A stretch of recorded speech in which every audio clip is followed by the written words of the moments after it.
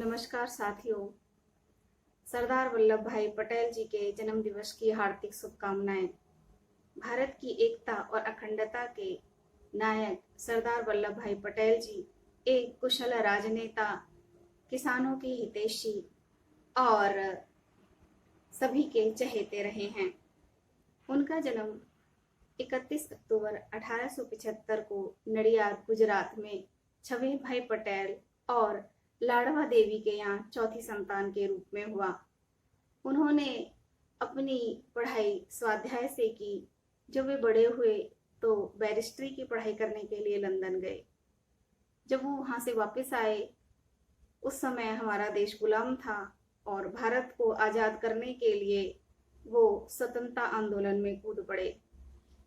उनकी मुलाकात गांधी जी से हुई। उसी समय खेड़ा में जो किसान थे उन पर अंग्रेजी सरकार ने अत्यधिक कर लगाया हुआ था और खेड़ा उस समय सूखे की चपेट में आया हुआ था और वहां के किसान बहुत दुखी थे। सरदार पटेल जी ने किसानों का साथ दिया, गांधी जी के साथ मिलकर, और किसानों की बात मनवाई। सरकार को झुकना पड़ा और उनके कर को कम किया।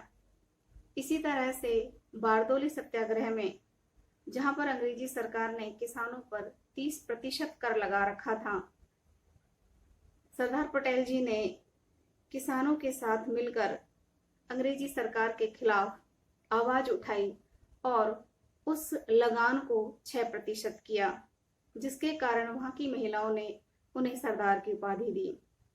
जब भारत आजाद हुआ और वो भारत के प्रथम उप प्रधानमंत्री और गृह मंत्री बने, तो उनके सामने जो सबसे बड़ी समस्या थी वो देसी रियासतों को इकट्ठा करने की थी। उन्होंने बिना खून बहाए 562 रियासतों का एकीकरण किया। जब हैदराबाद का निजाम उनकी बात से नहीं माना तो उन्होंने ऑपरेशन पोलो के द्वारा सेना भेजी और हैदराबाद को भी भारतीय साम्राज्य में मिलाया। साथियों, उनके इसी एकीकरण के कारण हम उन्हें भारत का बिस्मार्क कहते हैं। जिस तरह से जर्मनी का एकीकरण बिस्मार्क ने किया, उसी तरह से भारत का एकीकरण सरदार वल्लभ भाई पटेल जी ने किया। उनके इन्हीं कार्यों से खुश होकर गांधी जी ने उन्हें लौह पुरुष की उपाधि से सम्मानित किया। भारत सरकार ने 1991 में उन्हें भारत रत्न दिया। ये पुरस्कार उन्हें मरणोपरांत मिला। साथियों, 15 दिसंबर 1950 को दिल का दौरा पड़ने के कारण सरदार पटेल जी का देहांत हो गया।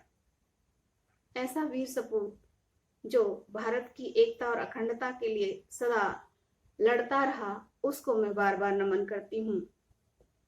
उनकी जो सबसे बड़ी मूर्ति है गुजरात में नर्मदा नदी के तट पर, स्टैचू ऑफ यूनिटी, वो उनकी एकता और अखंडता का प्रतीक है, जिसके लिए मैं हमारे देश के माननीय प्रधानमंत्री नरेंद्र मोदी जी का आभार बार बार करती हूँ।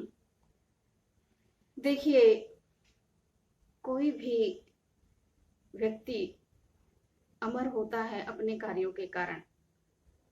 आज सरदार पटेल जी हम सभी के दिलों में जिंदा हैं और युगों युगों तक जिंदा रहेंगे। मैं पुनः उनको दिल की गहराइयों से फिर याद करती हूँ और प्रभु से प्रार्थना करती हूँ कि हम उनके दिए हुए पद चिन्हों पर आगे चलें और अपने देश की एकता और अखंडता को इसी तरह से बरकरार रखें। धन्यवाद।